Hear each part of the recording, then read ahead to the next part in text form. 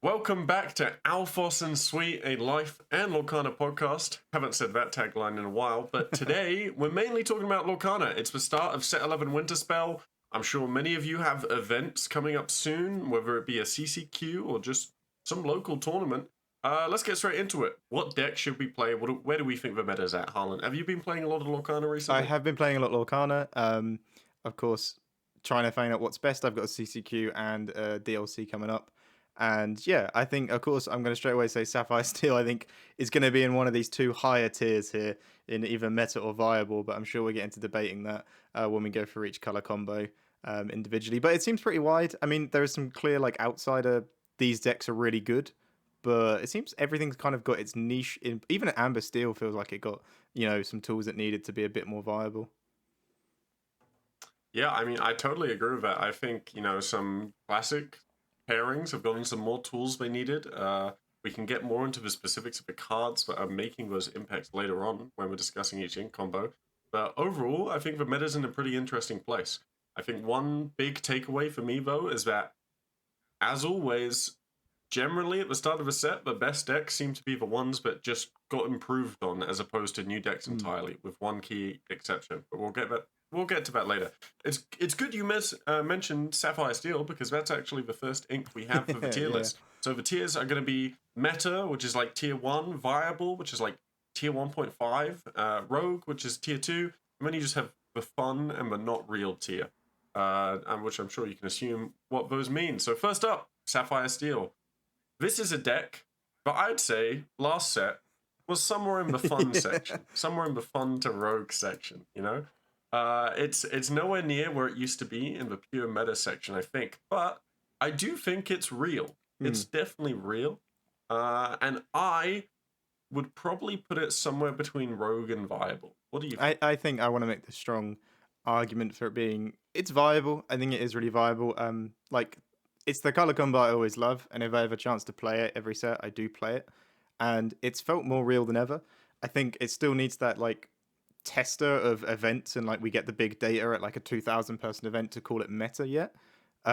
Because right now, like in our bubble inner circle testing, it's always come out pretty good. Like win rates have been fine, matchups seem fine. Even open hand testing, saying like, what can this actually do if we know, the exact optimal lines, and it's still pretty viable. Yeah, I wouldn't be surprised to see it everywhere.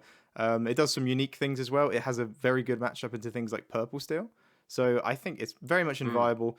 I'd like to see after the like CCQs and the DLC, and if it's going to get knocked down to being rogue again, or maybe bumped up to meta. Yeah, I mean, Blue Steel's pretty interesting because it didn't add a lot. It just added Pete and Angel, really, Mm. to the list that are going around right now. But Pete alone is sort of exactly what Blue Steel was looking for in a deck that has access to zero card draw. It has no purple, it has no Clarabelle. Getting a card that draws you one card a turn, if you can keep it alive, is actually pretty great for a card that's throwing out bomb after bomb, threat after threat each turn. And it can even, it can act as a develop your brain, depending on like how much you boost into it, right? Mm. So you can find your docs that way as well. Like Beat is probably the best addition that Blue Steel has gotten in the post rotation meta. Yeah, the three notable cards is Pete, of course, and Angel, and Let It Go as well.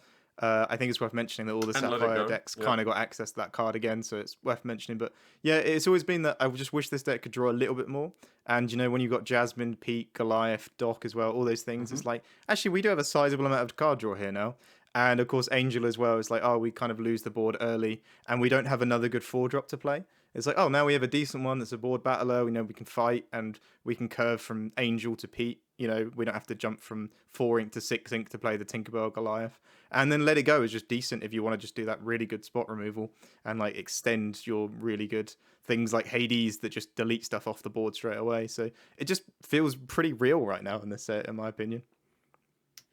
Yeah, and I think that's kind of great because we used to be able to say dies to Medusa, but now we can just say dies to let it Yeah. Oh, the card's terrible because you just let it go. go. Yeah, and Yeah, everything dies to let it go. yeah, yeah. So all the cards are terrible, but yeah, it feels pretty good in my opinion. I think very much viable.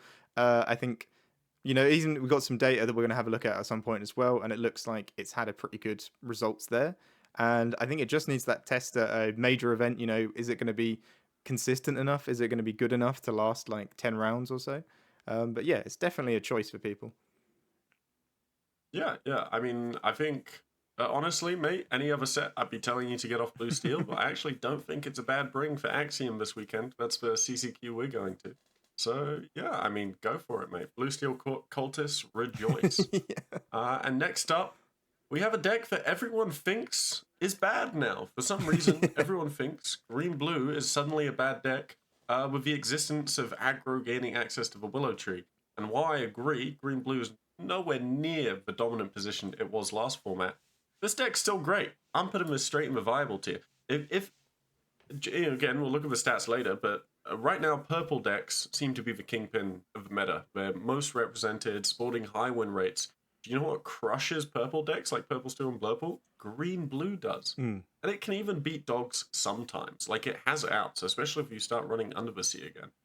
So I think Green Blue is like right at the top of tier 1.5. Like it's still a really strong deck.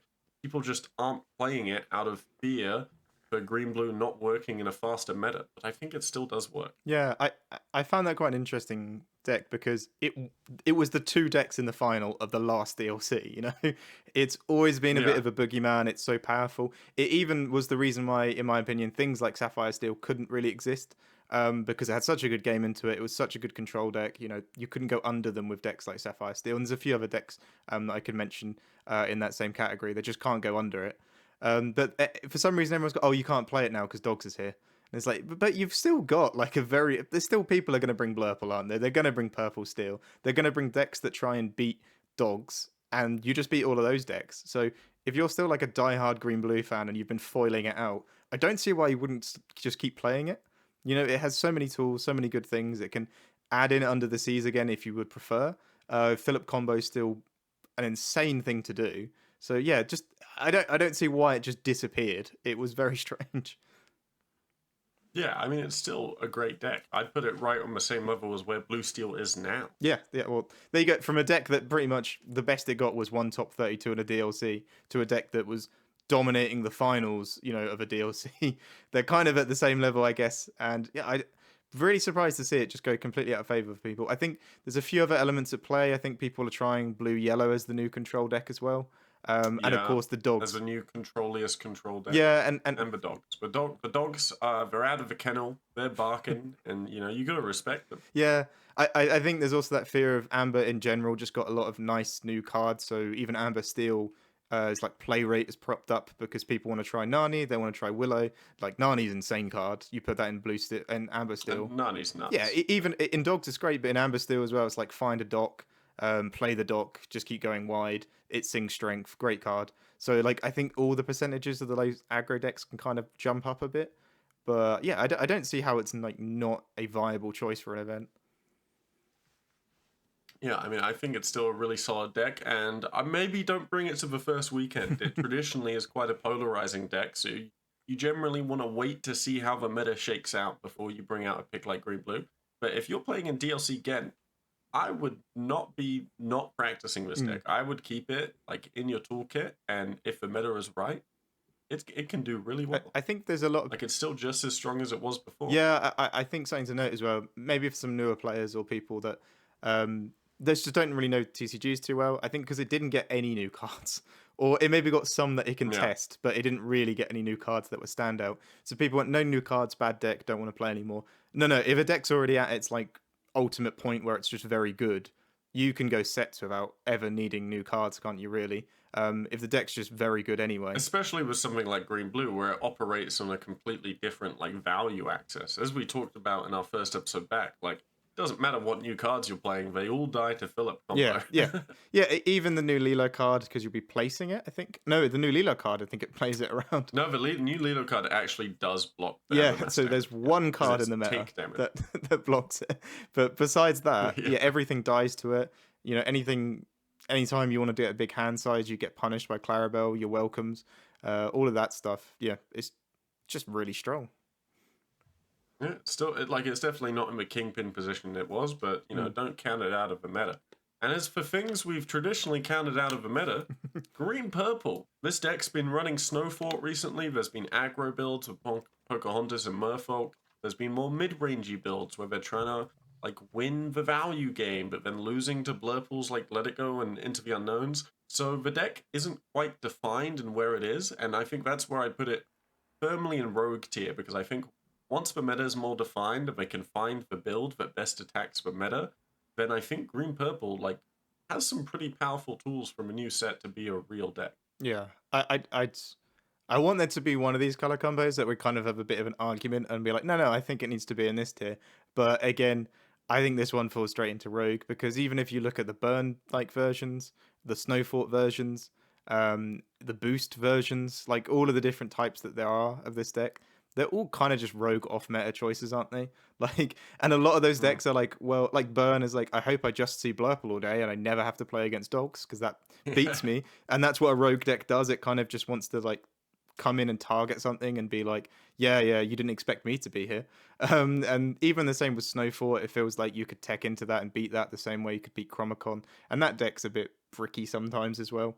I still think it's very good, but yeah, they all just feel like on the cusp of being great. So they're just real strong rogue choices.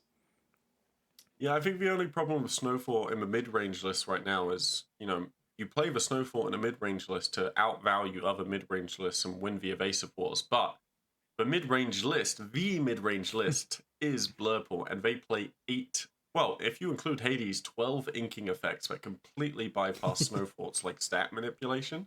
So it's just really not a great matchup for them. And Snowfort's not helping them into blue-yellow or green-purple too, because MMS ignores the resist. So I think if you're going to play Snowfort, you probably want to veer towards building an aggro build, Yeah, where you can take advantage of having a fast board, even if you take a turn off tempo loss with the Snowfort.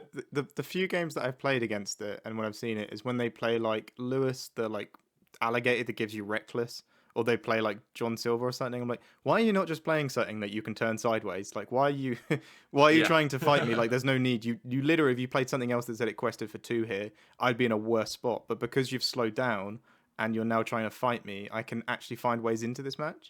So yeah, I Yeah. feel it really is just play them, turn them sideways, then get the benefit of having Snowfort down, which everyone, if you haven't known, it's the card that gives everything resist 1 on your opponent's turn, and it gives you +1 strength as well, I believe, like throughout the entire match. Just all the time. Yeah, which is really useful, especially if you're an aggro deck that's just going to turn sideways. But they're trying to gimmick it with like give reckless, make you hit my Diablo with 2 Snowforts out, and it gives me a card and banishes that. I just don't think it's worth it. You just go sideways every turn.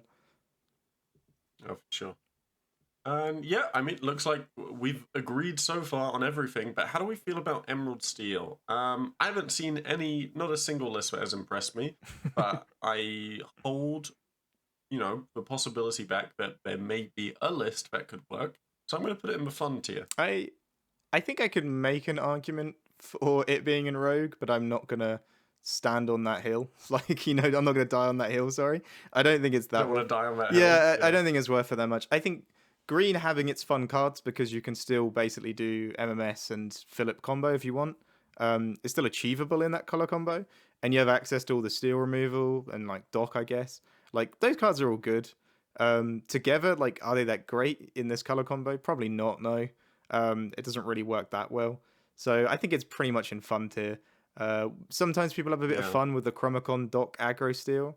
But again, I'm saying they have a bit of fun with that. They don't do too well. Someone did get 4th in a DLC with it, but that was 2 sets ago.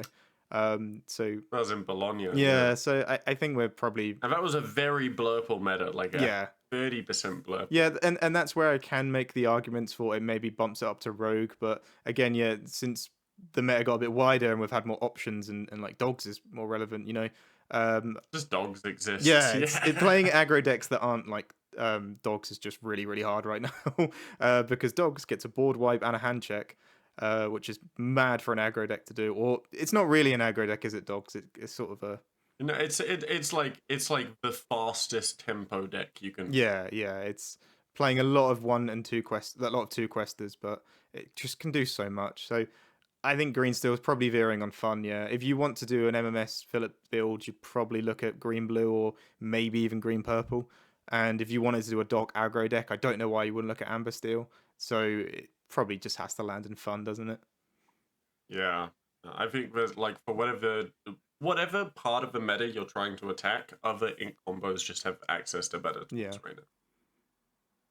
And then next up is the boogeyman of the meta, the one everyone has been scared of, but surprisingly in the statistics hasn't been doing that well, and it's dogs. I'm going to say despite the statistics, it's tier 1. There's no way it's not tier 1, because there's so much purple. Like, it's just a good deck. Yeah. I found when I've played it, and you have those turns where it's like playing 2 7-cost tramp, singing a song, and then doing something else, and you're doing like a 20 ink turn with like 2 ink, and you're like, yeah, this deck just value. This is stupid. Like, it shouldn't be doing all of this. And on top of that, it can wipe the board for Under the Sea if it wants to. It can take songs and stuff out your hand with Mowgli and Ursula, and it can be very quick. It can be very controlling. It could do everything, really. Yeah, I mean, like, sure, Angela exists now, which does counter the Willow Tree a bit, but I mean, even if you ignore the decks that make good use out of Angela, which is like purple steel and blue steel, the meta, if you're looking at like all the control decks, Blurple, blue, yellow, green, blue, all have like horrible matchups into dogs. Like, dogs just can't be a bad pick in a game where people always seem to prefer playing control decks, especially rampy control. We've got I'm just going to say your Disney knowledge to shine through there. Did you call it Angela? It's Angel. I call it Angel. There is an Angela card in the game. I was testing Angela in Purple Steel and playing Angel in the same deck, and I always confuse them and get them mixed up. For a minute there, I was like, wow, what is this secret tech I haven't thought about? Because Angela's an ally, and I've been trying that in Sapphire Steel, but I was like, I wasn't overly impressed with the card. And then, but yeah, Angel, which I sometimes call Angle. I think the cool thing about Angela is that the resist 2 does persist a turn after you make the challenger 2 trade. Yeah. So that's like, I mean, it's pretty like above rate for how those effects usually go. Yeah, we were looking at it in a way in Sapphire Steel where you could keep the Jasmine alive for a little bit longer, because if you're shifting and you don't play Pleekly on 3, but it's like, I want it to survive, you give the resist, don't you? And you can even resist hit something if you really needed to. So I think that card's cool. But, of course, right now we're talking about dogs, and I think a lot of people are interested to hear the opinions on dogs. And I'd say even with that Angel card, I think it is something that propped up Sapphire Steel's ability to play into these aggro decks a bit better. But the way we've like tested it is, at the start, everyone was really excited to play Willow and Amber Steel and dogs. And if Sapphire Steel went ramp on 2 into Angel and just keep throwing 2 damage, they kind of just win. And if they're questing daisies when they shouldn't be, the aggro deck is, you just keep fueling the Angel. But of course, anyone in that testing is going, right, I'm losing when I'm doing these lines. I'm going to have to change up my lines. And dogs, because I say it's incredibly versatile. Instead, it can go, I'm not going to play Willow. Instead, I'm just going to play stuff that has more than 2 health every turn. You know, and just play 3 characters like a Daisy, Lady, and another Daisy, and kind of play around it, making things awkward, get the Chromicon out, do all of those things. So that's just really how powerful dogs is the fact that on the fly you can go, I'm just going to not change anything in the list. I'm just going to like play around your new... Just change how you play the list. Just change and play around your new fun removal card, and really show some like skill like expression in that deck as well, which I know a lot of people are going to love. Oh yeah. I think some people still get put off with the fact that it's mainly looked at as a bit of an aggro deck when it really kind of shouldn't be as well, even though I keep saying it's aggro. That kind of puts off a lot of the control players. It performs an aggro position within the meta, but how you play it isn't played like traditional aggro. Yeah, and I think a lot of the like try-hard control players who were probably on Ruby Sapphire pre-rotation and now on Green Blue wouldn't dare want to play a deck like that. But it's very in-depth. Whenever I've picked it up, I can do fine with it in a local scene. But if you watch like... I watched like Diago Saz play, you know, he's on Slab Sharks, it's like level 9001, and he just pushes the deck a bit further, like just really lines, like I went for his guides and stuff, and just some real good depth to that deck, isn't there, as well? Yeah, I mean, hey, there's a lot of dopamine in learning a high skill cap deck, but sometimes you just don't have the time to learn it. I mean, I know for Hong Kong and Milwaukee, I wanted to learn dogs because I thought they were going to be great picks into both of those tournaments. I just felt like I didn't have the time to learn it because it's such an in-depth deck. So it's really that like question of, if you've never played a deck like it before, which I mean, I've always played control decks. I played some mid range. Like, it's quite jarring to try and pick up a deck with that different of a playstyle, and really makes you like question your overall card game skill Mm. because you just feel stupid when you're learning a deck like that. Like, I've tried it a couple times, but it was really difficult. Yeah, I got into a bit last set when I played a lot of it, and then I was trying to teach someone even the basic stuff. So it's like, oh, you want to have 3 1s, and you want to get to, and then you want to play this character. You know, you want to play 7 cost, and then you want to do this. You gotta do the tramp. Yeah, map. yeah, want to do it, Yeah. and I was like, because I think I'd played it for like a few weeks, I'd got that part of it down. But it was, and even for them, they were like, this is because no other deck plays like that, and Lorcana does it, doing that like Yeah, weird little no other deck maths. plays like. Yeah, it's so, and it's like you're telling me I'm at 2 ink for most of this game. Yeah, you'll probably be at 2 ink for for the majority of this game, and it's all that weird stuff, isn't it? Like, it's very it's Yeah. what got me playing it. It was past any DLC or major event. That's why I picked it up for something to learn, and really is in depth and really fun. But people can push that to the limits, and also there's so many fun like tech choices and things you can change about it. Was even trying things like the green genie that gives everything +2 strength. Yeah, great for the mirror. Yeah, yeah, a great card for the Probably mirror. bad into everything else.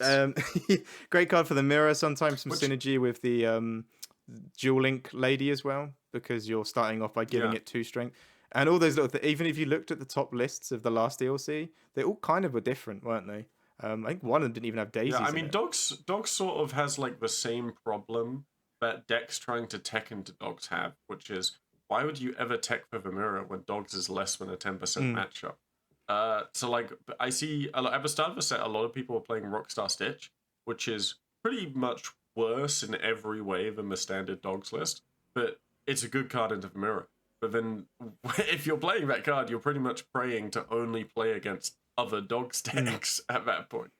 I think, which is just like statistically not probable with how few people ever pick up and play the deck. yeah, right at the start, I was quite interested in doing all the Rockstar stuff, but you could easily shut off that shift line as well, and then you could end up with this like 6 drop that doesn't do anything.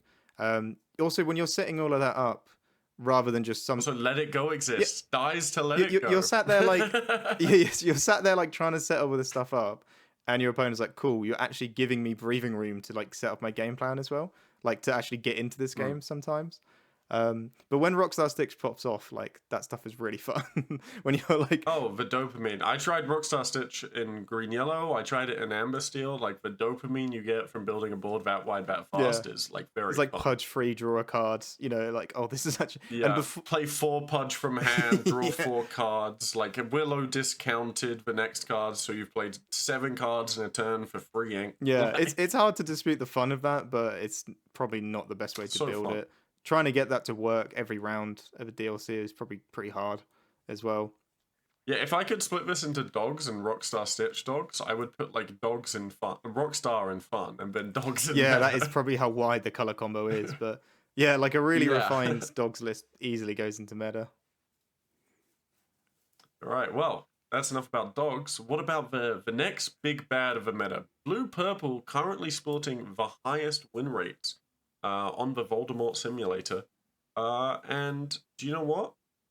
Go figure. This is what we talked about, man. Decks that were good last set that get new cards that slightly, by even 5%, improve their game plan are just still going to be good. And especially these decks that are super, super consistent, like Purple and Purple Steel, having a consistent game plan when at the start of the meta you could be playing like red-yellow speed races is just good, because as long as you're doing your curve and you're mulliganing for your curve, you don't really need to worry about what the other guy is doing, because what you're doing is just strong in a vacuum and therefore strong on its own into any matchup. Yeah, I don't see Blurple falling out of favor any of these sets until we get the next rotation. It's like you say, it's just so well built, it's so well refined, and what do? You look at the new cards and go like, well, let's try out Let It Go. Let's try out this Fen. Let's try out the new Tigger card. We'll see what happens. But besides that, the deck, you can pick a set 10 version up, take it to Axion, and I don't think you do terribly.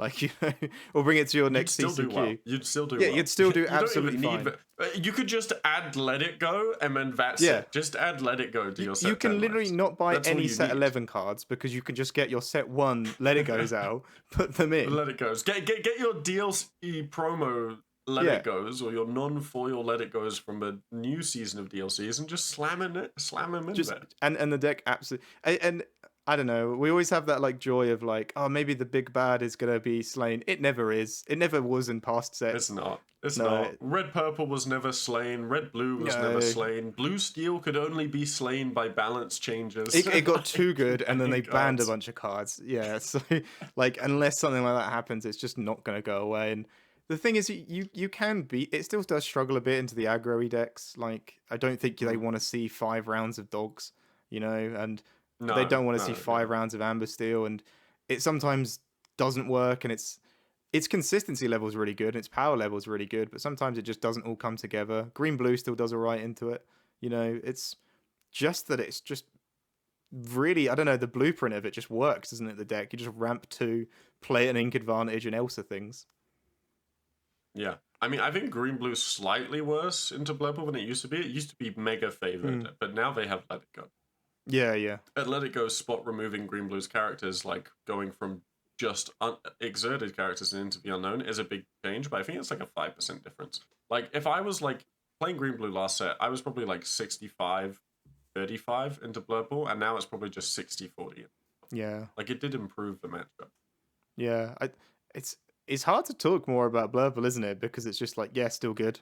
Like Everyone yeah, knows. Everyone knows what Blurple is. You go one drop, ramp, genie, Elsa, boom. You win the yeah, game yeah. on the play. I think if you're on the play and you do that, that has been that argument because every time I keep doing content about Sapphire Steel and saying this, they're like, oh yeah, but does it beat Blurple? I'm like, have you been on the draw versus Blurple with any deck? And they've gone Basil, Ramp, Yeah, Genie, yeah. Elsa. Like, what does any deck do? Like, it's just, and then they just keep going like Demona, Hades. Like, there's no deck that really beats that. It's so powerful, it's so consistent, it's so good. So like, I don't feel that's a valid point to say that the other decks in the meta aren't very good because yeah, Blurple on the play when it has its like optimal lines is like 90% win rate. Which is like why I think aggro is always going to have a position in this rotation because as long as Blurple is the like in a vacuum the best deck always, then decks that prey on it like Green Blue did last set and like Dogs and Amber Steel did in set 9 are always going to have a swamp meta to eat up that large meta. Oh, I think like the green purple there. If we were just classing that as green purple burn, that would be in fun. But because we have Blurple around and it has a very good matchup into Blurple, it kind of goes into Rogue because I think there was even a case event over the weekend. It was like 18 people or something, but they were very good players. And the thing that won was green purple burn because like the top cut was like 8 of them. There was like 6 of them were Blurple players, like a burn guy, and he's just playing against Blurple every round and managing to win. Like decks like that. There's decks that just exist because Blurple exists. They profit off the success of it. And it's not like Blurple it's not like Blurple even loses its bad No. matchups all of the time. As you say, if they're on the play and they get one drop, ramp, Genie, Elsa, Demona, like even the decks that counter Blurple are going to have a tough time into that. Yeah, when I play Amber Steel, it's like you do have Mowgli now, but if they're able to exert Tiana and into the unknown, it's like, well, we're done. Pack this up. Yeah. We'll move away, and that's all it takes. It just takes that certain combo of cards that has access to them all. It has a game. I think as well, it has a game into every deck. Is always worth noting. Yeah, for sure. Which some decks, like I say, that's why they probably drop down to viable, like Green, Blue, and Sapphire Steel. Is they have game, but there's some matchups they really just don't want to see. Whereas Blurple's like, I'll just take my chances. Blurple will take anything. Like there's matchups where it least wants to see, but Blurple will take anything. Oh yeah, if you ask a Blurple, they probably want to see like purple. They probably want to see something stupid like red steel all day. But they'd probably be fine if they just saw like purple steel all day. That would probably be what the matchups they say they want. So that brings us into great segue. Purple Steel. I think it's better than people are saying it is. I think it's firmly somewhere in this meta tier. And I actually think, we were talking about Blurple, I think the Blurple matchup's nowhere near as bad as it used to be. I'd say it's about even. Play draw dependent. On the play, Purple Steel probably going to win. On the draw, Blurple probably going to win. Or on their play, right? Yeah, I think the curve out to Sing Strength can never be understated how good it is. Also, as well, I picked up Purple Steel recently because I just love playing Steel decks. I've always played that deck from time to time. It is dull as anything for me, in my opinion. But you can't argue with the results of just 1, 2, 3 Sing Strength. And then on top of that as well, it's just 1, 2, 3 Sing Strength dot. Yeah. On top of that, you just like in blind matchups, it's so easy because you're going to do the same thing pretty much every game. and maybe it's a Sapphire deck and you want to aggro a bit more, but it's probably fine how you mulligan. And then like Hmm. card quality wise, like besides you maybe draw a 1-drop later on in the game, you're just always drawing like bombs. I find they're mid-rangey bombs, You've but got Dark, you've got Strength, yeah, you've got Yzma, you've got Demona, you've got Dumbo. Like, you just have so many good yeah. cards to play. You've got Olaf to bounce with Doc. Just card quality wise, it's like I'm always just drawing something. You Elsa, Genie. Yeah, I can always play like every card I draw and is always really good. I think, and I Yeah. think someone wrote on Twitter. This is an interesting point. Then they said that one of the reasons they feel they're a little bit better into Blurple as well is because Blurple's adding more on ink effects, like ink removal, and Yeah. it just means they have. So if you're let going into the unknown, Hadesing is like, but now we're playing with like 8 ink, and we can just actually really go wide. You can just double spell like gas Yeah. cards every turn. You can flood the board. You can hit a book, play all 2 cards from it in the same turn. Yeah. Like in top deck scenarios. Like, it's crazy. You can do all those things. I don't know if you have any other thoughts on why the Purple Steel Blurple feels just a little bit more even than it did. I never think it felt bad in my opinion, but So I think I think you could literally bring a set 10 list of Purple Steel to Axiom and it would still do well. And that's purely because people were playing bad Purple Steel lists for Richmond in the sense that Purple Steel was seen as the best deck in Richmond. Damn right, it plays so much card draw and Demona to refill and flood the board. But then it became the Blurple problem in set 9, where everyone was so worried about the Purple Steel mirror. That matchup's always a coin flip anyway. There's no point taking for it. Because everyone was so worried about the mirror, they started building more mid-rangey, and because they build so mid-rangey, they just made themselves worse into Blurple and Green-Blue, which just made them easy feastings for Richmond. I still think Purple Steel was an amazing deck last set, but it was a terrible bring for Richmond purely because the meta had adapted to Purple Steel being the big bad. yeah. I think as well, if you want to talk about new cards that maybe came into the deck, is a lot of people are having good fun with the Christopher Robin card, which is the 1/3. Yeah. It has Underdog. Adds a bit of quest potential into the blue Yeah, decks. and like we were playing some the locals, and they just go Christopher Robin turn 1, Christopher Robin turn 2, and then they play the new Boost Genie, and I'm like, wow, you're literally an aggro deck right now. This is insane. Like how much lore you. Yeah. And of course, they'd only really want to do those lines against Sapphire decks, but yeah, they were getting to like 12 lore before I'd even set up to like start interacting with the board, which no, it's good. I mean, Boost Genie's kind of nuts in those late game scenarios, right? You play it, you boost it, it's at 2 lore. Next turn, you boost it, you quest it quests for free. Yeah. And if it lives, it's questing for another 4 the next turn. They've got like more, that and like Dumbos, and it just you can create these incredibly all good board states where you have that set up and you've boosted it twice. You play an Olaf and a Doc is on board, and it's like, what do I actually remove, and what is the correct sequence here? Because I'm probably just going to lose, and then you just lose to a Cobra anyway. It's got so many good tools. It's really it probably could end up being the big bad of the set. Yeah, and I think where Purple Seal in the meta is like I think the reason it has to be in the meta tier is because arguably you could say it has decent matchups into both of the other top decks, being Dogs and Blurple. So I think just being in that position is like makes it a solid bring. Yeah. It definitely has to go up in the meta tier. Yeah, for sure. All right, let's start getting to the more jokey decks. We've gotten through most of the good ones. Red Blue. I had high hopes for this. I'm gonna put it in Rogue. If aggro didn't exist, it could do something. But aggro does exist, so it's not the quite correct metaphor. I'm almost putting that in fun. I thought you were going to put even a not even real. I actually think it's somewhat. It's like 1% real, but I'd say it's more deserving of fun. It's above Emerald Steel. What are the builds you've seen? I've seen the sort of peat ones, where they're using like the red peat, and then there's like shark control. You're using the red peat. Yeah, it's. I don't think shark, like, because of the yellow removal and stuff. Like, shark's like just rough right now with Horseman Strikes. Well, you got Horseman Strikes and World's Greatest Criminal Mind, so the 2 yellow cards. And World's Greatest Criminal Mind. Yeah, the 2 yellow cards that Amber would likely put in their control list both delete the shark. But 2 of the 3 meta yellow decks are playing, and even some Dogs decks play Horseman Strikes. Yeah, so it's rough. I put it in fun because I think people are living off the fun of the shark, and they're on top of that. The red removal is pretty good, but I don't know. If you're even going in that saying it doesn't beat the aggro decks, I'm confused at what it could actually beat. Well, the problem is its way to beat the aggro decks is Spooky, and I don't know if anyone has noticed yet, Spooky doesn't actually beat aggro decks. No, it does not. No, it just sets them back, and then they've got a ton of ink to play with the next turn. Yeah, I think I've just got to put it in fun. I haven't played much of it. I know right at the start people were excited because they got access to the new Pete card. They thought, well, that's an engine. But the thing is, it works in Sapphire Steel and works in maybe Blue Yellow because they've got access to more card draw as well. So they're not just reliant on this character.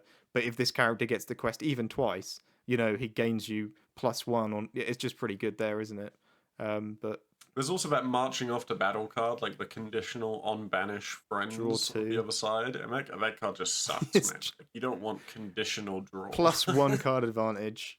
Yeah, conditional draw. Yeah. It's like even worse when Ohana means family, and I'm not even a big fan of Ohana means family. Ooh, that would be interesting when we go to Blue Yellow.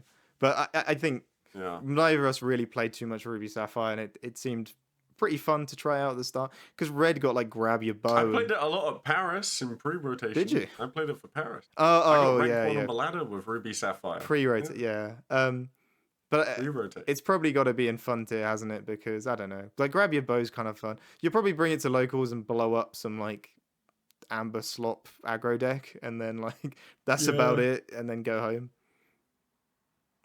It's a locals deck for sure. Maybe we should rename the fun tier to locals. Which actually, as Store Champs did happen to me. If the gentleman who did that is watching, he brought Ruby Sapphire. He got second in this Store Champs. There was 13 players, 11 of them were on dogs, and he brought Ruby Sapphire. And versus me, he just went little Sisu, little Sisu, little Sisu horseman. Like just every turn, like that's blow up my stuff. And I'm cool. Nothing sticks, and I can't quest with anything. But then he lost to the Blurple in the finals pretty badly. Yeah, I mean, you can. Some of those Ruby cards are real hate cards, but they're worse than everything else. But you can really build them to just only be aggro. Yeah, it is. I mean, if we were in a world where like dogs was 40%, 30% meta representation, where Blurple was now, that could be a viable strategy. But we do not live in this world. No matter how good or bad dogs is, I don't think it's ever going more than 12%. Play rate because people just aren't willing to learn the deck. No, you can't build these Ruby hate decks for dogs and hope to win an event, like a big event. You can maybe win your locals who everyone enjoys dogs. But like Blurple is taking up 30% of meta room sometimes, isn't it? Like you can bring a hate deck for that and maybe do all right. As long as it doesn't have like really bad matchups. Burn did. Yeah, exactly what Burn did. As long as it like still kind of playable into the other matchups, you'll probably be fine by bringing it. I think that Ruby Sapphire's got to be in fun. Or locals now, as we're calling it. Going on to the not even real decks. Ruby Emerald. Do I need to say anything? Isn't it called Christmas Tree? Isn't that what people call it? Christmas Tree, yeah, Christmas Tree. I played a Christmas Tree deck in Digimon in the two Digimon tournaments I played in. And that was fun. I enjoyed that. It was an aggro deck. But unfortunately, sorry, Specky, Ruby Emerald's not real. Next up, Red Purple. You're going to put it straight into not real? Yeah, this is... Oh, no. Are you moving it up? I'm pretty close putting it in not real. I think it's a locals deck. Do you think so? There's a lot of people that like it. I think so. Well, I mean, I think what does it have? Like, it's got grab your bow, but it's still just, I don't know, it still just loses to everything. The power of it is that it's just a curve deck, and you'll just curve out every game, and you'll pretty much have the same game plan every time. It doesn't utilize the Amethyst part that well. Like compared to like Blurple and what Purple Steel do, like they just use Amethyst better, don't they? Even Amber as Purple does. But I'd make the argument for Rogue because I don't know if some of these like green purpley decks are in Rogue. I feel like it's going to be a choice people will bring, and it's at I least think green purple's a lot better than the red purple is right now. Oh, I think it's better. It's got like way more options, but okay, yeah, we can put it in bottom of. I think people will bring it though as well, and maybe if this is a representation of what you'd expect at a big event as well, like Ruby Amethyst turned up, didn't it? It didn't do great. Okay, that's just from the Ruby Amethyst diehards who can't get over doing well with it in the first rotation. Yeah. I mean, it turned up, didn't it, to that DLC? It didn't do very good. It turned up, it converted at 0%. But that's what a rogue deck's got to be. It will be there. It will be a rogue choice for people. No, a rogue deck will have like maybe some decks in day 2 and maybe a deck in Top Cut. I don't think a red purple deck's getting in Top Cut. It had day 2, didn't it? It had no Top Cut representation, but I think it had. It's 0 Top Cut conversion, and then at day 2, it converted at the worst of any deck, any of like the real decks, because it had 50% conversion rate, as in like 50% expected conversion ratio. As in, let's say like you have 100 decks, 10 of those are red purple, only 5 of them made it. Yeah. You're gonna see it. People are gonna love it. I think I did the math wrong on that. Maybe that's fine. I remember I brought Amber Steel to a CCQ and like got really smoked by a Ruby Amethyst just on Mulan shifts, and I'm like, oh yeah, I just was not like. There's nothing you can do. They just play multiple shifts. You can fire the cannon strength some of them, but they'll eventually shift the Mulan and just take your thing out. That is probably terrible into Blurple and terrible into everything else, but it absolutely smoked me in that round too, and I couldn't do anything about it. Wait. Let me redo my math. Let's say you have 100 decks, 10 of them red purple. It's a top 16 cut, and then you got like 1 deck in Top Cut. That's how bad red. 1 deck in day 2, not even Top Cut. That's how bad. But we go again, don't we? We go again. yeah. But it's just the worst purple deck you could play. Actually, I'm looking at every purple combination right now. It is the worst purple combination you can play. And purple was arguably the best ink in Lorcana. Yeah. Yeah, no. Well, let's get on to the next best deck. Ruby Steel. Yeah. Definitely not the next best deck. Did they get anything? No. It's never going to work. Angel, I guess. Grab your bow. There's no card draw. They still have no card draw. Well, the card draw and all that stuff's based on them challenging, but if you just don't let them challenge, just don't challenge. They just gas out. And like maybe it could be like a really okay, actually I will say one thing. Dogs, like its only 100% lost matchup is probably Ruby Steel. Because they have to quest and give you that card draw. Because they have to quest at some point. Yeah.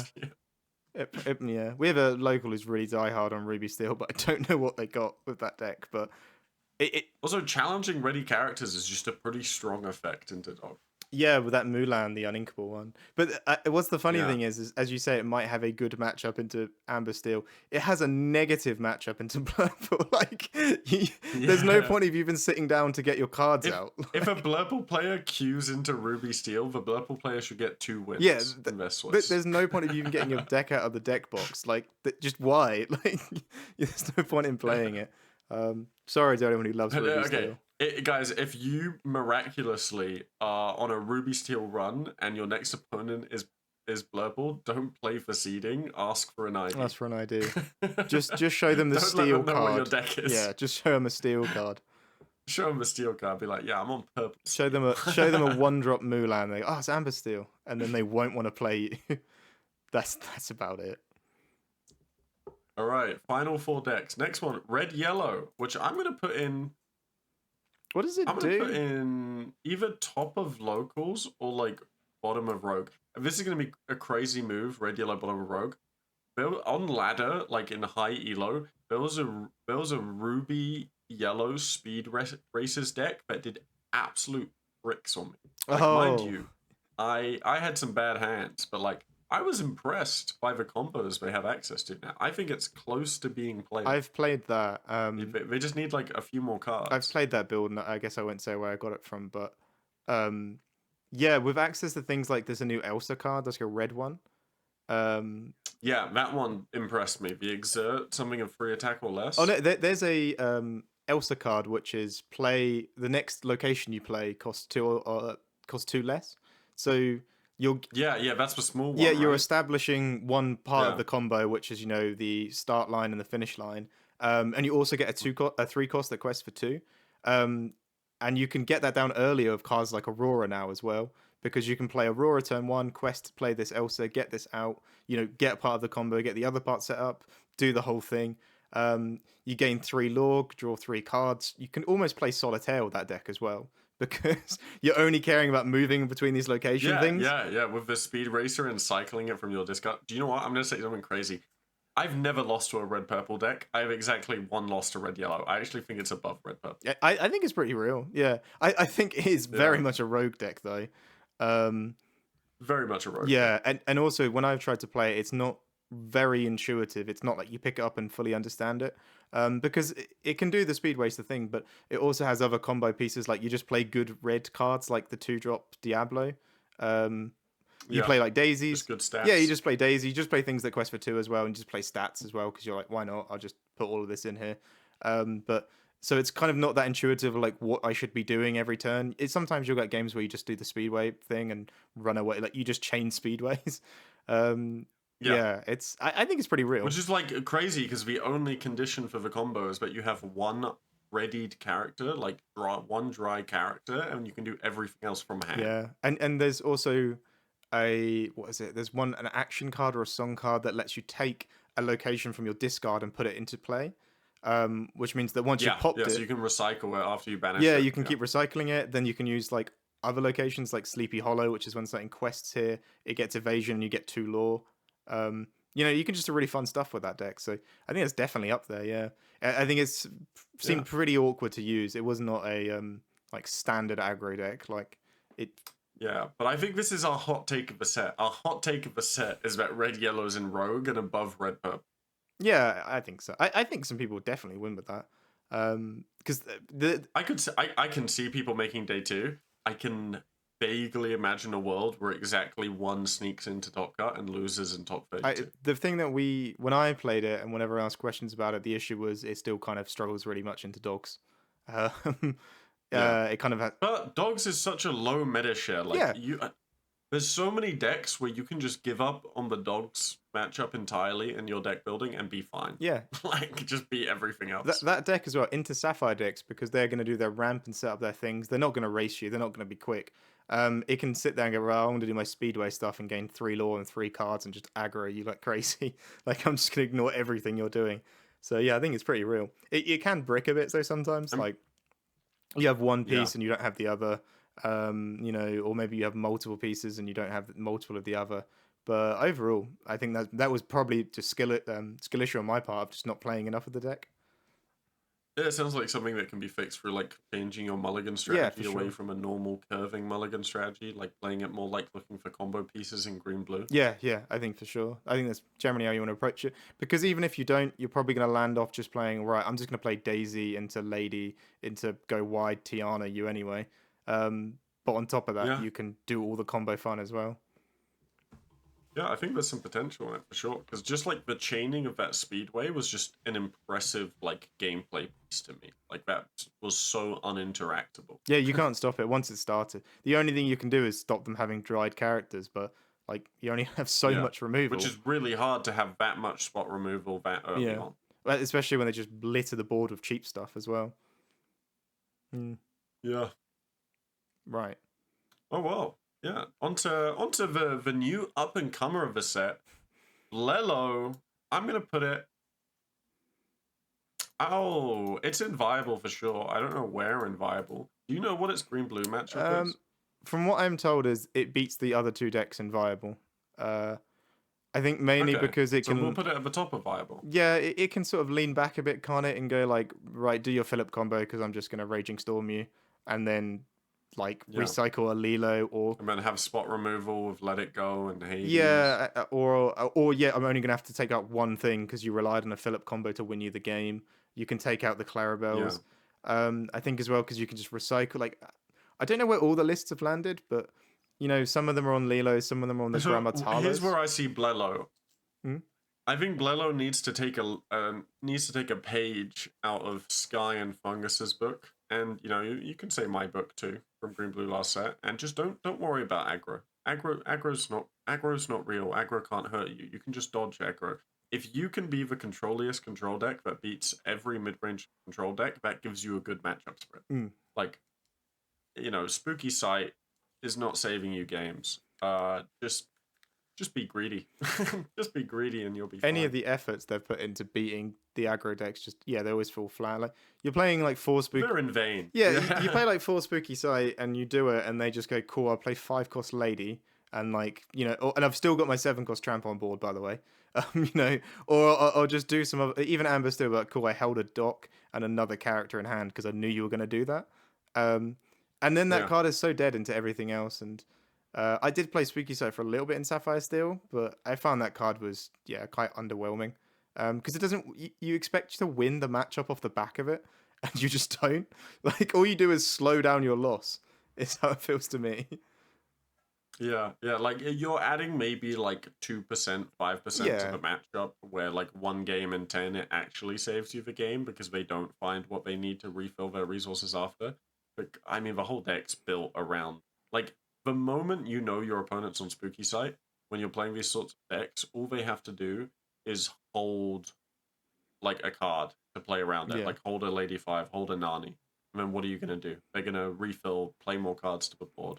GG. I had a game once where I was because I played blue yellow a bit. I really liked the idea of a brand new deck in the game, um, and I did that. I did Spooky Sight, and it was a Rockstar Stitch version, and they just played Rockstar Stitch, one drop, Lilo, Pudge, Pudge, Pudge, and like they had a bigger board than prior to me playing the Spooky Sight. Prior to Yeah, and I was like, this is terrible. Because they didn't have the shift target before. You just gave them the ink to they play. They just play a one drop, and then they can just go wide, and they've also got more cards in hand than they ever had. I'm like, that was when I really lost faith in Spooky Sight. I was like, I know that was a niche scenario that's not always going to happen. But again, yeah, like you said, it's got to be a 5-cost lady. But it happens more often than you'd think. A 5-cost lady or a dock into Nani, into another dock, into just run away with the game. Like, it's just not worth it. But I agree. Just when I've played into blue-yellow and it's played fully correctly, it gives Sapphire Steel a really hard time because you're just a bigger control deck and Sapphire Steel can't really go under you. And I think the issue is them. And they have World's Greatest Criminal Mind as well, which lines up nicely. Yeah, it takes out your Goliath, your Pete as well. So it takes out 2 of your like kind of key card draw cards. The only way I've ever found I win that matchup if I just shift Jasmine on 2, and just keep questing, just puts things on the board like 1-drops and stuff, and 1s and 2s, and just race them. Maybe you finish. Just try to go under them. Yeah, and then you try your best, and then maybe you finish the game with like Vincenzo on board, and they've ran out of Raging Storms and Hades, and there's also like weird things where because they use Ohana means family, putting a character with a big stat line on the board is a really big risk. Because the minute you turn it sideways, they can run it in and heal for like 6 or something like that. So that's also pretty nuts as well. And I think for green blue as well, it's just blue yellow is a bigger control deck, would be my opinion on it. Maybe that matchup's maybe a bit more even because they're both really big control decks, but I think blue yellow must have the advantage. They're both really big control decks, but so they're both blue decks, but the thing is, like, unlike the yellow-purple matchup last set, which was probably even with green-blue, because green-blue was inherently great into purple, but it was a bit weaker into yellow, when 2 decks, Justice said this, when 2 decks share the same ink and share the majority of the core cards, being the blue core, yellow just plays the cards that are good into the green and blue cards, whereas green isn't good into the yellow cards. So I think Lelo's inherently going to have a bit of an advantage over green blue. Yeah, no, I can definitely see that. They've got more answers, more. Yeah, even actually, the more I think about it, because I haven't thought about it, mate, I won't lie. You've even got World's Greatest Criminal Mind, Horseman Strikes. You know, if they even got a Philip combo off, you don't even have to respond with Raging Storm.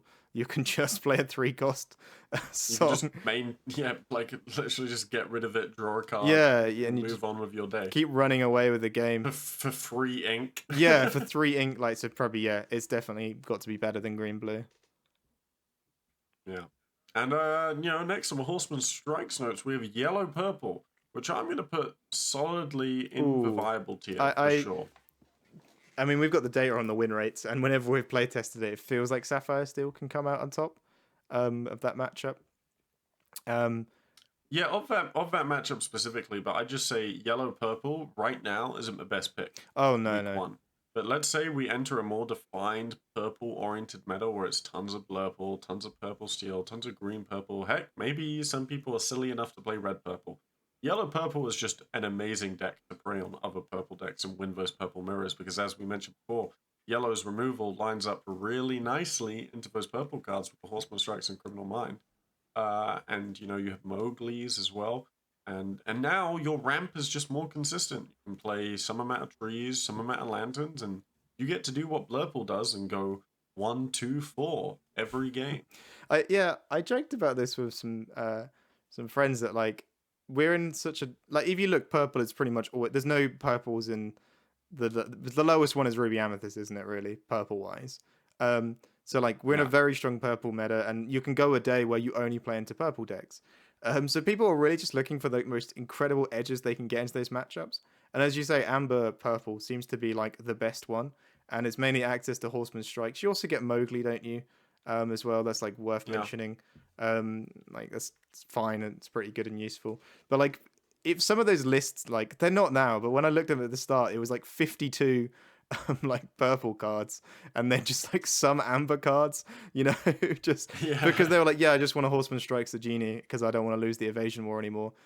Which is sort of what Yellow Purple was last set. You ran 4 Lantern, 4 Mowgli, 4 Yeah, Alonli, and then 4 Horseman Strikes and some amount of World's Greatest Criminal Mind, and that was your yellow yeah. cards. Everything else is purple. It was never that like real easy split. And it was just trying to get those edge into the purple matchups, wasn't it, really? Like that's how it felt the deck Yeah. came to exist in the meta. Mm.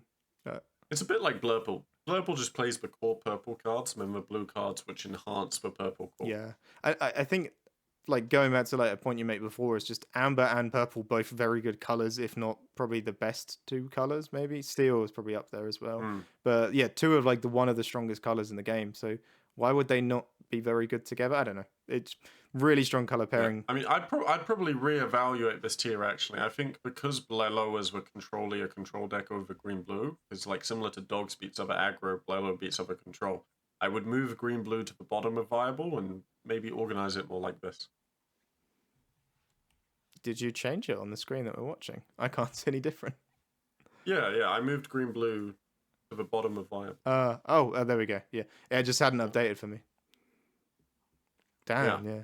Actually, maybe it's above yellow purple right now. Look, like this. Do you think as well, like to be in viable tier, you have to have at least one good matchup into the decks above? Like you can lose to. Oh, absolutely. Yeah, like so if we're looking at right now, like Amber Sapphires. I think you want at least 2 good matchups into the decks above. Yeah. Like Amber Sapphire is pretty good into. The thing is, like Amber Sapphire, I don't know if it's very good into Purple Steel because now that they can go like. I don't think it is. Yeah. I don't think it is. Yeah. So, but I think what Amber Sapphire has going for it is it has a good matchup at the great matchup at the Blurple, and then a good matchup into everything else in the viable tier. yeah. That's why I was going with just one because. Yeah, like Purple Steel was just going to burn you out by like if you ever try and board wipe them, they'll just go dock into more stuff, and they can aggro quite. And you're giving them a bunch of ink between. God forbid you're running Spookies and then you'll let it goes in Hades. Treating Demona like just a mega dock. Yeah, it just suck, but it's very good into Blurple, and as you say, everything else on that viable tier is probably pretty good into it. Like, if you spooky me and I'm on Purple Steel, I'm bouncing that Demona back with Olaf and replaying it like it's a dock. I like how much this episode is going to be us complaining about Spooky Sight, but it's just guys, I really tried to make Spooky Sight work. I really did. I was testing 2 copies of it before I played Green Blue in Hong Kong, which I shouldn't have been playing Green Blue anyway. I should have just played Yellow Purple, but you know we've talked about that in the last episode. Go watch it if you haven't, because not many people have. Please watch our stuff. But please watch our stuff, guys. But yeah, it's just I don't know if I'm not going to be the kind of player that hides back everything. I'm not going to show you my deck list when I'm bringing to the tournament or what deck I'm going to play. But I'm going to warn you, Spooky Sight, if you're a viewer of this channel, don't play that card. It's bad. Yeah. It's just bad. Like, not even contextually bad. It's just bad. I tried running that last set, and it was like, oh, I need to win aggros. Let's put that card in that just came out in this set. And, like, now that we're a set ahead, it's like, oh, that was terrible. It doesn't do anything for you. Yeah. And it's such a brick into everything else. Like, because it's if it was inkable, maybe. I don't even, no, even still. Just don't bother with it. Just get rid of it. Yeah, I mean, we have 1 deck left, and you know we've talked about this for a long time actually, so we might have to be very snappy about the stats after this. But we have Amber Steel, which again I'm going to put in the viable tier. I was it has a place. Very much thinking I was going to have to make an argument for viable, and you were going to put it in rogue, but no, it's just like with Nani. I respect it, man. Nani's a good card. Nani, like the new Lilo card's pretty decent. It's very awkward. Like the questing Lilo. A card that's playing around or like having a bit of an advantage into like Cheshire Cat is quite cool. I'd probably put Amber Steel like here, honestly. Yeah, it's going to run over these aggro decks, like these control decks. Sorry, it's just going to have a really good time. Yeah. It'll probably only lose to like Sapphire Steel and Amber and Purple Steel, and even Sapphire Steel and Purple Steel probably lose on the draw anyway. So like, dogs does annihilate it though. It does, it does. But Amber Steel was like super underrated last set. I mean, Tiago got top 32 in Hong Kong with Amber Steel, so it's just a good. It was still a good deck. It's just people were worried to play it, and it wasn't quite as strong. If you wanted to like play an aggro deck, Dogs was definitely a better choice.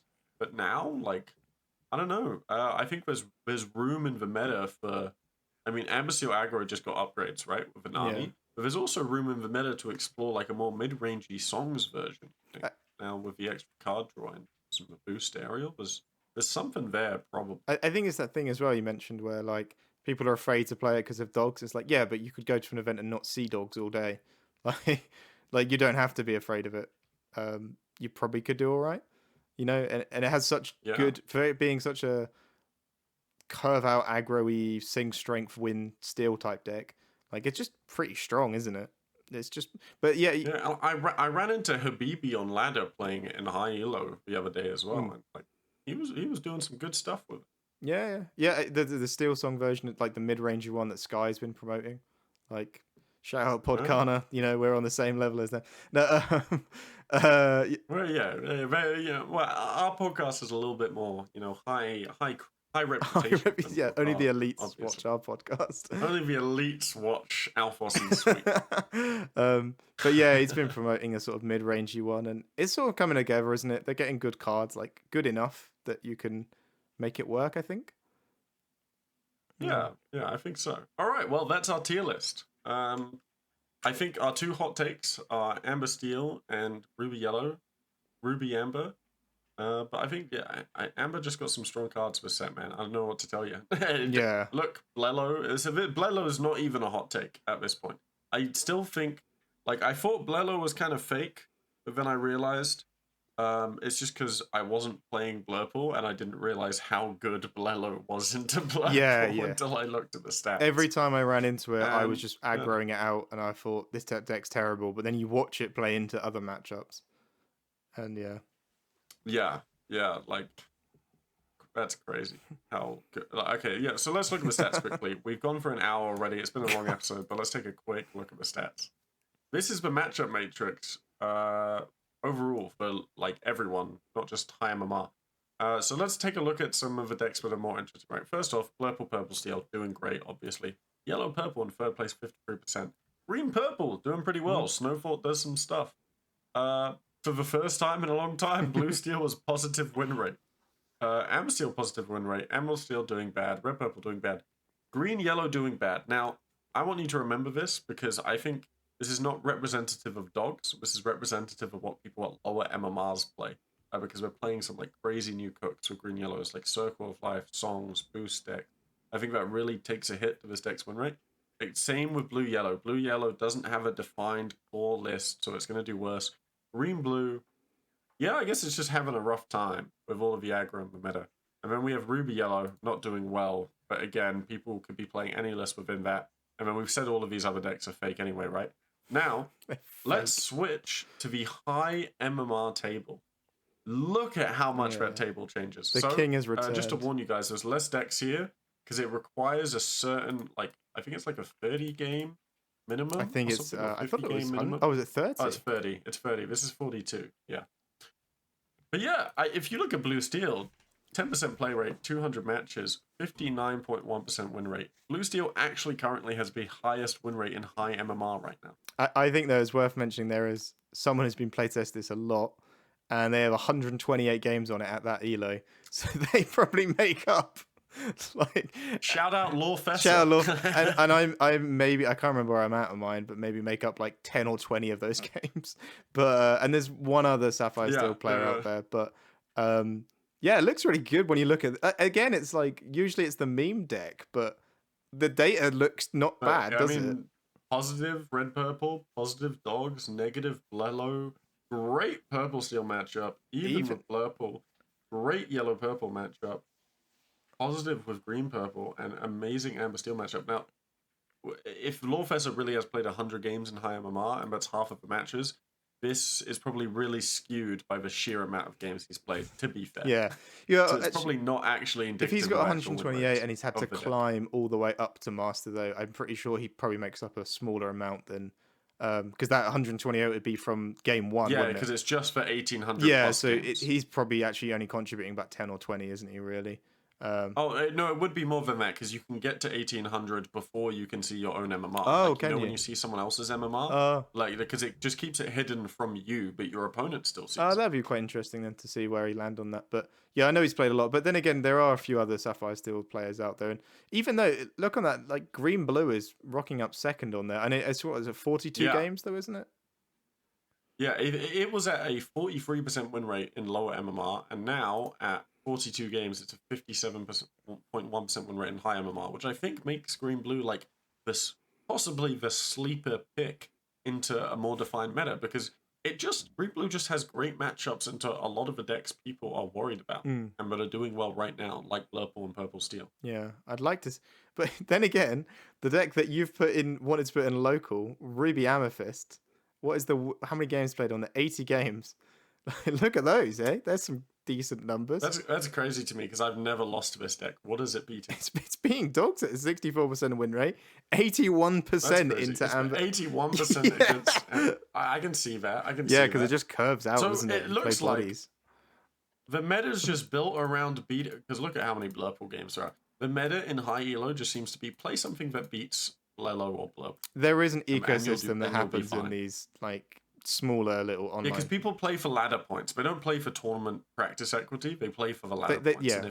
And sometimes what happens when you're really high elo, you'll keep being matched into the same person, and people will switch to decks that hard counter that person just to farm some ladder points. So I would all of these online statistics for lower MMR, I would give it a grain of salt because there's not much consideration or consolidation on what the decks are within the ink combos people are playing. But within high MMR, I give it an even heavier grain of salt because people just don't just queue stuff to win specific matchups. They don't necessarily queue stuff because it's going to be the best tournament deck come CCQ or DLC Melbourne this weekend. Yeah, if you're queuing, I go for like top 10s and stuff sometimes on Lorcana, like the best that I've seen you up there sometimes. Yeah, the best I can play sometimes now really is top 10 and like best of 1 because I just don't have as much time to cram out best of 3s. Yeah, because Harlan wants to be in the easy leagues. He's scared of playing against me. Hey, it's more of like I can just do so many best of 1s in like an hour or 2 hours with like an aggro deck compared to best of 3, which just takes me forever. But I will probably get into mastering it. But you do get to a point, don't you, when you're a high elo, you actually only want to get paired into specific people as well. Because if you pair it into someone who's like hundreds of spots below it to you and you end up losing for whatever reason, you lose, bad matchup, you lose like 5 games worth of them. You lose all your elo, and the only thing you would have gained from beating them was about 4 elo anyway. So if you are in that like mindset of wanting to be top of the leaderboard, you kind of like know when the other players who are at that point as well are queuing up. Because you know what region, you just know the player is, so you end up knowing when they play and stuff. Yeah, and the times. Yeah, and if you go too high, you might get like multiple hour-long queues if no one else in your elo bracket is on. Yeah, and you're just it's just rough, but there is all of that to take into account. People do care about their internet points. This time round, personally, I've just enjoyed spamming Sapphire Steel just for the fun of I want to play the deck. It does mean I get smashed by like some random Snowfort deck every so often, but that's about it really. So yeah, all this data is. I mean, I didn't care about my internet points until I placed and realized I was like 1950, and I'm like, oh, this puts me in the top 30. I kind of want to grind and get to the top. That's legit. Every time that I wanted to grind to the top 10 is, or even top 5 if you can get it, is like when it throws you out at the other end, and you're like, wait a minute. That's only like 40 elo. Like, oh, yeah. Yeah, I'm 50 elo away from top 10. Yeah. Why wouldn't I grind right now? 4 games, and then you lose a game and lose 50, and you're like, oh no, I need to make that up again. And then you get into like the cycle of just stuck playing the game all day. Yeah, don't tell me that. I'm on a 6-game win streak right now, and I plan to keep it that way. I plan to keep it going. But then again, this data, when we go to a major event, like you can probably put it into straight contrast, can't you, and see how different it is when there's actual Yeah, it's prizing going on to the be line. very different to the matchup spreads we see. I think more important than the matchup spreads right now, because it's such low sample size. These matchup spreads are going to be kind of random based on like maybe even just player diff between players, right? Or people not being used to the format. I think the very interesting thing to look in high elo is if you look at like what decks people are playing, and obviously, and you can maybe think the most competitive players going to the DLC, going to your CCQ, you know, like actually maybe high MMR is less useful. If you're thinking about DLC, then maybe lower MMR is more useful. I haven't like cross-checked this or anything, but if you just look at like what decks people are testing online, like 8,000 Blurple games, 4,000 Purple Steel, 3,000 total matches. Like if we sort it by popularity here, you can expect maybe a lot of Blurple, a lot of Blello, a lot of Purple Steel, and honestly, dogs has always been kind of fake with online data because there's actually not that many dogs players. It's just every dogs player is a grinder who will play hundreds of games. So there's probably like 40 there's probably like 40 players playing 100 games each on dogs, whereas for Purple Steel there's going to be like 400 players playing like 20 games each, you know. I remember as well there was something that, do you know the Rat? He won one of the DLCs. The Rat and I can't remember. I think it was DeCandio. They were on a podcast thing and they said like, you always got to take this data like with a big grain of salt, as you said, because sometimes when you're playing, like you might not be like this, but you're like, oh, I'm just gonna play whilst I'm watching TV, or like I'm gonna play while I'm on a call. People aren't locked in on logging. No. The minute I like have to like, oh, that person comes to pick me up, I'm just gonna quit the game, or or maybe you lag out and then you lose the game because. Oh, I DC so many times. Yeah, like all of those points kind of needs to be taken into account because you're not playing at. You might do if you're an absolute grinder and you sit there fully locked in and don't even have music on. But when I play, I like chill out. I like talk to people and stuff. I don't. Got some videos on in the background, a podcast on. Maybe you're listening to some Alphos and Sweet while you play a few BO3s or some BO1. I gotta bump them numbers up, man. I listen to a podcast by myself. Yeah, but all those things as well. Like it's not. Maybe you right click the video and you click loop. Do you know what we've never done? What's that, guys? If you've made it this far, like and subscribe and leave a comment on what you think is going to be the most played deck. I'm not even going to say the best deck. Leave a comment on what you think is going to be the most played deck at DLC Gen. If you've made it this far, very well done. I think we should probably wrap it up there because I've realised the time as well. Yeah. Let's wrap it up there. I hope you all have enjoyed our analysis of the meta. Here's the tier list. Be angry if you want to. Those are our hot takes. Bye-bye. Thank you very much.